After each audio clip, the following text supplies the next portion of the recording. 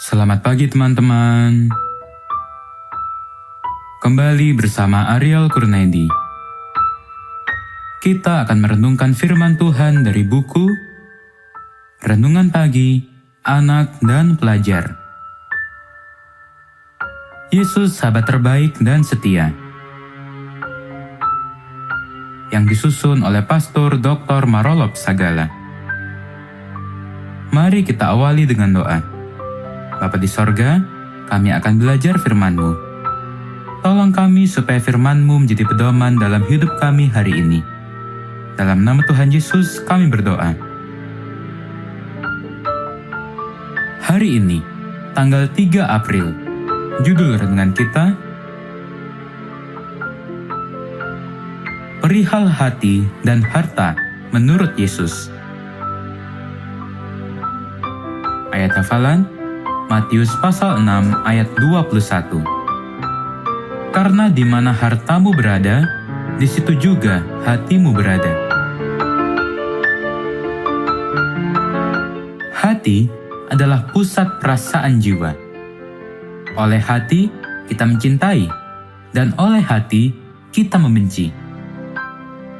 Ketika Tuhan berfirman kepada umat-Nya, bangsa Israel lewat Musa, Dia berkata, "Dengarlah hai orang Israel, Tuhan itu Allah kita, Tuhan itu Esa.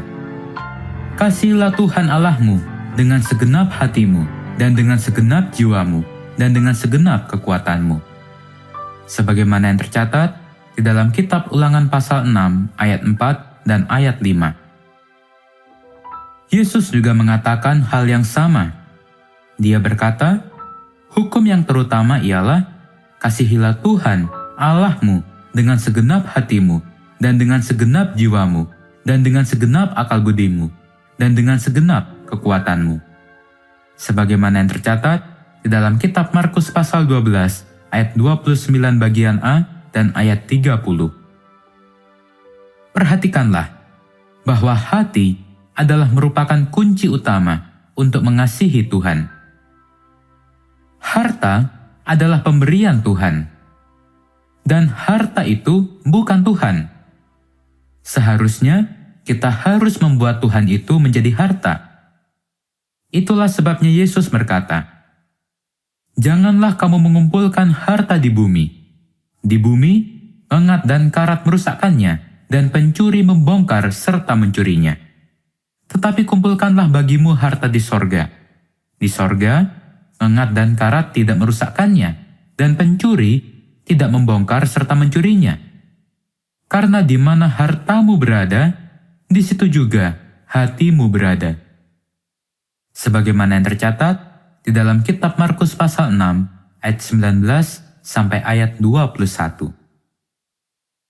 Kenapa Yesus mengajarkan supaya harta disimpan di sorga adalah karena Tuhan, Allah yang kita panggil sebagai Bapa, berada dan berkerajaan di sorga. Itu artinya bahwa kita diminta supaya hati kita mencintai Tuhan. Kalau hati kita mencintai Tuhan, Allah yang berkerajaan di sorga, maka kita akan membuat Tuhan itu menjadi harta yang utama dalam hidup kita. Perkataan "kumpulkanlah hartamu di sorga" bukan berarti mengirim ke sorga seperti uang, mengirim barang apa saja yang kita miliki. Dan ketika Yesus berkata, "Jangan kamu mengumpulkan harta di bumi," artinya adalah supaya kita tidak menjadikan harta di bumi ini menjadi yang utama. Karena kalau kita membuat harta di bumi ini yang utama, maka itu sama dengan menjadikan harta di bumi ini sebagai Tuhan kita. Itulah juga arti dari hukum pertama dari yang utama. "Jangan ada padamu Allah lain di hadapanku." Sebagaimana yang tercatat di dalam kitab Keluaran pasal 20 ayat 3. Itulah hubungan hati dan harta. Kalau kita mencintai Tuhan Allah kita, maka kita sedang membuat Tuhan harta kita. Dan segala harta kita akan gunakan untuk kemuliaan bagi Tuhan. Itu juga berarti bahwa segala harta kita akan persembahkan untuk Tuhan, atau kita gunakan sesuai dengan kehendak Tuhan.